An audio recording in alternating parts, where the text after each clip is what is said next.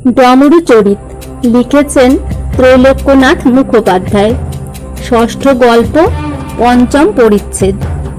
ডমরুধরের হীরক লাভ। Many গোয়ালাছুরির ঘর ঠিক আমার বাগানের পাশে। ওই স্থানটিতে আমার বাগানে একটু খোঁজ হইয়া আছে। মেনি ও তাহার ভাই মরিয়া গেলে ওই ভূমিটুকু আমি লইব, তাহা হইলে আমার বাগানের খোঁজটি ঘুচিয়া যাইবে। তাহারা সত্য সত্যই বসেদের গঙ্গায় ঝাঁপ দিয়া মরিবে কিনা তাহা জানিবার নিমিত্ত পরদিন প্রাতঃকালে বেলা 10টার সময় আমি ঘর হইতে বাহির হইলাম। পথে দেখিলাম যে কেষ্টাদের বাড়িতে হু হু করিয়া একখানা পালকি আসিয়া লাগিল। পালকির ভিতর হইতে কেষ্টার ঠাকুমা বুড়ি বাহির হইল। তাহার পর লাঠি ধরিয়া ঠুক ঠুক করিয়া গৃহে প্রবেশ করিল।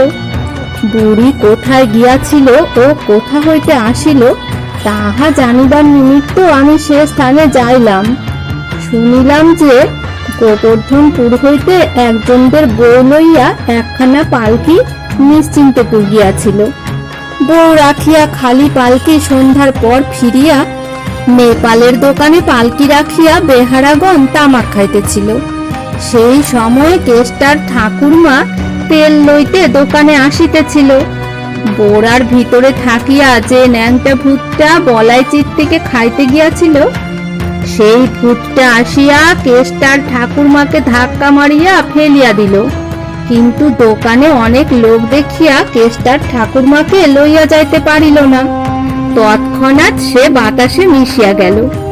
কেষ্টার ঠাকুরমা উঠিয়া ঘোরতর ভয় বিহ্বল হইয়া সম্মুখে একখানা পালকি ও তাহার দ্বার খোলা দেখিয়া তাহার ভিতর প্রবেশ করিল। তাহার পর দ্বার বন্ধ করিয়া পালকির ভিতর সে অজ্ঞান হইয়া পড়িল। বেহারাগণ তাহা জানিতে পারে নাই। বলাই চিত্তির নিকট ভূতের গল্প শুনিয়া তাড়াতাড়ি পালকি তুলিয়া তাহারা চলিয়া গেল। রাত্রি 2 প্রহরের সময় তাহারা গোবর্ধনপুর পৌঁছিল। সেই স্থানে গিয়া পালকির ভিতর বুড়িকে দেখিতে পাইল, কিন্তু ভূতের ভয়ে সে রাত্রিতে বুড়িকে ফিরিয়ে আনিতে পারিল না। কারণ এ সামান্য ভূত নহে, এ ন্যাংটা গোড়া ভূত আজ প্রাতঃকালে বুড়িকে বাড়ি ফিরিয়ে আনিল। আমি ভাবিলাম যে সামান্য একটা সাহেবের টুপি পরিয়াছিলাম, তাহাতে কি কাণ্ড না হইল। এ সব নষ্টচন্দ্রের খেলা। গোয়ালাপাড়ায় মেনির বাড়ি গিয়া দেখিলাম যে যাহারা শিশি বোতল ক্রয় করে সেরূপ একটা লোক সে স্থানে বসিয়া আছে। ঘরের ভিতর হইতে একটা বোতল ও একটা শিশি আনিয়া মেনি তাহাকে দেখাইতেছে। শিশির ভিতর ছোট একখণ্ড কাঁচের ন্যায় কি ছিল। ভিলে তাহা বাহির করিয়া খেলা করিতে লাগিল। আমি দেখিলাম যে সেই ক্ষুদ্র কাঁচটাতে পল কাটা আছে, আর সেই পল হইতে নানা বর্ণের আভা বাহির হইতেছে। আমি ভাবিলাম যে এরূপ কাঁচ ইহাদের ঘরে কোথা হইতে আসিল। যে স্থান হইতে আসুক, এ সামান্য কাঁচ নহে। বোতল ও শিশির লোকটা মেনিকে 4টি পয়সা দিল। ভিলের নিকট হইতে আমি কাঁচখণ্ড চাহিলাম, ভিলে দিতে সম্মত হইল না। তখন পয়সা দিয়া তাহা আমি কিনিতে চাহিলাম। তখন মেনি বলিল, দাও দাদা দাও, কাঁচটুকু লইয়া তুমি কি করিবে? ডমরুবাবু 2 পয়সা দিলে আমাদের 6 পয়সা হইবে। 6 পয়সার চাউল কিনিলে 2 দিন তোমাকে পেট ভরিয়া ভাত দিতে পারি। ভিলে বলিল, বড় ক্ষুধা পাইয়াছে, আমি কলাপাতা কাটিয়া আনি। মেনি বলিল, না ভাই, এখন নয়, রও, আগে নেপালের দোকান হইতে চাউল কিনিয়া আনি, ভাত রাঁধি, তখন কলাপাতা কাটিয়া আনিও। শিশি বোতল লইয়া লোকটা চলিয়া গেল। কাঁচখণ্ড লইয়া আমিও বাড়ি আসিলাম। মনে করিলাম কখনোই কাঁচ নহে, এবার কলিকাতা গিয়া কোনো জহুরিকে দেখাইব। কিন্তু সেই বৈকাল বেলা আমি বিষম গোলযোগে পড়িলাম। কলিকাতা হইতে একটি লোক আসিয়াছিল। সে কেষ্টার বাপ, গ্রামের চৌকিদার, শিশি বোতল ক্রেতা, মেনি, ভিলে ও অন্যান্য গ্রামবাসীকে সঙ্গে করিয়া আমার বাড়িতে আসিয়া উপস্থিত হইল। কলিকাতার সেই লোকটা বলিল, আমি যোগেশ বাবুর সরকার। আমার বাবুর বাড়িতে এই বালিকার মাসি চাকরানী ছিল। যোগেশ বাবুর স্ত্রী ঘোরতর পীড়িত হইয়াছেন। ইহার মাসি তাহার অনেক সেবা করিয়াছিল। যোগেশ বাবুর স্ত্রীর কানে 2টি হীরার টপ ছিল। কিছুদিন পূর্বে একটি টপ হারাইয়া গিয়াছিল। ভালো রূপ জোড়া মিলাইতে না পারিয়া অপর টপটি তাহার বাজুতে তিনি ফেলিয়া রাখিয়াছিলেন। পুরস্কার স্বরূপ ইহার মাসিকে তিনি সেই টপটি দিয়াছিলেন। তাহার সোনাটুকু ইহার মাসি বোধহয় বেচিয়া ফেলিয়াছিল। কাঁচ মনে করিয়া হীরক খণ্ড শিশির ভিতর ফেলিয়া রাখিয়াছিল। তাহার মূল্য 400 টাকা। আপনি 2 পয়সায় তাহা ফাঁকি দিয়া লইয়াছেন। যে টপটি হারাইয়া গিয়াছিল এক্ষণে তাহা মিলিয়াছে। সেজন্য জোড়া মিলাইবার নিমিত্ত এই বালিকা ও তাহার ভ্রাতাকে 400 টাকা দিয়া হীরকখণ্ড লইতে বাবু আমাকে প্রেরণ করিয়াছেন। হীরকখণ্ড আপনি আমাকে প্রদান করুন। পয়সা দিয়া কিনিয়াছি, কেন আমি দিব?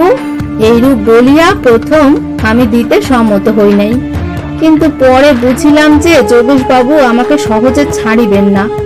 চিরকাল মামলা মোকদ্দমা করিয়া আসিতেছি।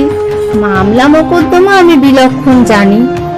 আমি বুঝিলাম যে মোকদ্দমা হইলে হীরা আমি রাখিতে পারিব না। চাই কি আমার সাজা হইলেও হইতে পারে। ফল কথা হীরা আমাকে ফিরিয়া দিতে হইল। যোগেশ বাবু হীরার মূল্য 400 টাকা মেনি ও ভিলের নামে এক স্থানে জমা রাখিয়াছেন। এক্ষণে প্রতি মাসে তিনি তাহাদিগকে 5 টাকা করিয়া দিতেছেন। হীরকও গেল, বাগানের খোঁজটিও ভাঙিল না।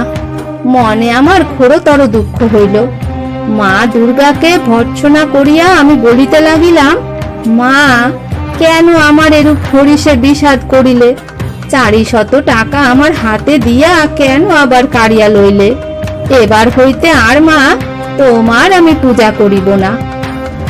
পূজা করিব না শুনিয়া মা দুর্গার বোধহয় রাগ হইল।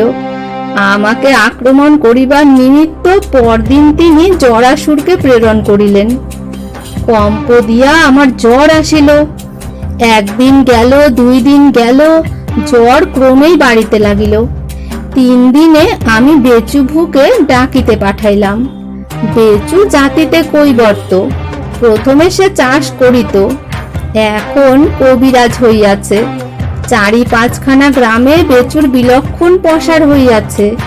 আমার হাত দেখিয়া বেচু শ্লোক পড়িয়া বলিল, কম্প দিয়া জ্বর আসে, কম্প দেয় নারী, ধরফর করে রোগী, যায় জম বাড়ি। ইহাকে 20 বড়ি দিতে হইবে। এলোকেশী নিকটে ছিলেন, তিনি বলিলেন, সে কি 3 দিনের জ্বরে 20 বড়ি? বেচু বলিল, এ সামান্য 20 বড়ি নয়, এ নূতন ঔষধ সম্প্রতি আমি নিজে মন গড়া করিয়া প্রস্তুত করিয়াছি। ইহাতে কোনো দোষ নাই, ইহার গুণ অনেক। এই দেখো, আমি নিজে আস্ত 2টা খাইয়া ফেলি। এই কথা বলিয়া বেচু নিজে 2টা বড়ি গিলিয়া ফেলিল। তাহার পর মধুর সহিত খলে মারিয়া আমাকে কটা বড়ি খাইতে দিল। বেচু চলিয়া গেল। 3 ঘন্টা পরে তাহার ঔষধের গুণ প্রকাশিত হইল। আমার চক্ষু দুটি লাল হইয়া উঠিল, বুক ধরফর করিতে লাগিল, শরীর অবসন্ন হইয়া আসিল, প্রাণ যায় আর কি। এলোকেশীর মেজাজটা কড়া বটে, কিন্তু শরীরে অনেক গুণ আছে। মাটিতে পড়িয়া তিনি কাঁদিতে লাগিলেন। ডমরুধরের বন্ধু আধকরি বলিলেন, হ্যাঁ, সেই সময়ে আমি তোমার বাড়িতে আসিয়াছিলাম। তোমার সেই অবস্থা দেখিয়া তাড়াতাড়ি আমি বেচুভুকে ডাকিতে যাইলাম। বেচু ঘরে ছিল না। খুঁজিতে খুঁজিতে দেখিলাম যে সে এক পানা পুকুরের জলে গা ডুবাইয়া বসিয়া আছে। তাহার চক্ষু 2টি জবা ফুলের ন্যায় হইয়াছে। পানা পুকুরের পচা পাক মাথায় তুলিয়া দিতেছে। আমি বলিলাম, বেচু, করিয়াছ কি? ডমরুধরকে তুমি কি ঔষধ দিয়াছ? তোমার ঔষধ খাইয়া ডমরুধর মারা পড়িতে বসিয়াছে। মাথায় কাদা দিতে দিতে বাজ খাই স্বরে বেচু উত্তর করিল, বড়ি খাইয়া আমি বা কোন ভালো আছি। আমি বুঝিলাম যে সে অবস্থায় তাহাকে আর কোনো কথা বলা বৃথা। পুনরায় তোমার বাড়িতে আসিয়া মাথায় অনেক জল দিয়া সে যাত্রা তোমার প্রাণ আমরা রক্ষা করিলাম। ডমরুধর বলিলেন, বেচুর ঔষধ হইতে প্রাণ রক্ষা হইল বটে, কিন্তু জ্বর আমার গেল না, পীড়া কঠিন হইয়া উঠিল। তোমরা সকলেই আমাকে দেখিতে আসিতে, তোমরা সকলেই মনে করিয়াছিলে যে সে যাত্রা আমি আর রক্ষা পাইব না। একদিন রাঘব ও নকুল ভট্টাচার্য মহাশয় আমাকে দেখিতে আসিয়াছিলেন। বিছানার দুই পার্শ্বে দুইজনে বসিয়া আমাকে অনেক আশ্বাস ও ভরসা দিতে লাগিলেন। রাঘব বলিলেন, দেখুন ভট্টাচার্য মহাশয়, অঙ্গদ মজুমদারকে আপনি জানিতেন? তাহার শরীরটি ঠিক ডমরুধরের মতো ছিল। এইরূপ কাটি কাটি হাত, এইরূপ কাটি কাটি পা, শরীরে চর্বি একটুও ছিল না। তাহার পীড়াটিও ঠিক এইরূপ হইয়াছিল। চিতার উপর তাহাকে শোয়াইয়া যখন আমরা আগুন দিলাম, তখন সেই আগুনের তাতে তাহার শরীরটি সটকে উঠল। ধনুকের মতো হইয়া তাহার মাজাটা চিতার উপর উঠিয়া পড়িল। কাঠ সব পুড়িয়া গেল, কিন্তু অঙ্গ পুড়িল না। তাহাকে আমরা জলে ফেলিয়া দিলাম, কিন্তু আমরা স্নান করিয়া উঠিতে না উঠিতে ৫-৬টা কুকুর ও শ্রীগাল আসিয়া জলে ঝাপাঝাপি করিয়া তাহাকে খাইয়া ফেলিল। ডমরু বাবু, তোমার শরীরটিও ঠিক সেইরূপ, কিন্তু তোমার ভয় নাই। আমরা অধিক কাঠ দিয়া রাখিব, তবে নিতান্তই যদি তুমি পুড়িয়া না যাও, তাহা হইলে কাজেই তোমাকে আধপোড়া করিয়া ফেলিয়া দিতে হইবে। নকুল ভট্টাচার্য আমাকে বলিলেন, তোমার পুরোহিতের বাড়ি এ স্থান হইতে 2 ক্রোশ। মন্ত্র পড়াইতে রাত্রিতে যদি আমাকে ঘাটে যাইতে হয়, তাহা হইলে শ্রাদ্ধ আমাকে দিয়া করাইতে হইবে, নিজের পুরোহিতকে দিয়া করাইতে পারিবে না। তুমি সে কথা বাড়িতে বলিয়া রাখো, মৃত্যু হইয়া গেলে আর কথা বলিতে পারিবে না। মনে করো, শেষের সেদিন ভয়ঙ্কর, অন্যে বাক্য কবে, কিন্তু তুমি রবে নিরুত্তর। এলোপেশী পাশের ঘরে বসিয়া এইসব কথা শুনিতেছিলেন।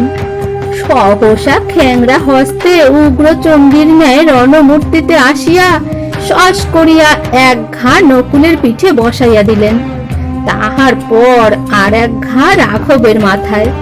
ঘর হইতে দুইজনে পলাইলেন। এলোকেশী তাহাদের পশ্চাৎ পশ্চাৎ গিয়া আরো 2-4 ঘা বসাইয়া দিলেন।